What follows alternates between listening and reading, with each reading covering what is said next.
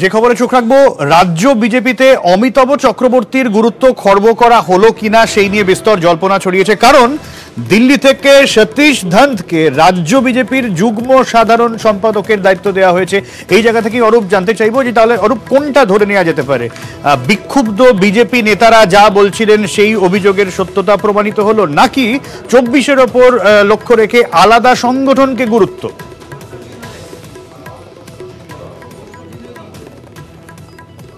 রয়েছে এই কারণে যে অমিতাভ চক্রবর্তী সাধারণ সম্পাদক সংগঠন, যিনি এখন রাজ্যের দায়িত্বে রয়েছেন, তার বিরুদ্ধে নানাবিধ অভিযোগ, এবং সেই অভিযোগ সাংগঠনিক স্তরে সীমাবদ্ধ ছিল না, সেটা প্রকাশ্যেও এসেছিল।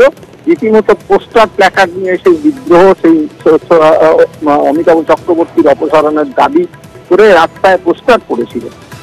তাদের বক্তব্য, বিক্ষুব্ধ অংশের দাবি যে কেন্দ্রীয় নেতৃত্বের কাছে তারা এতদিন ধরে যে অভিযোগ জানিয়েছে সেই অভিযোগ কিছুটা যে সঠিক। অনেক ধন্যবাদ। চুল পড়ার সমস্যা? তাহলে ব্যবহার করুন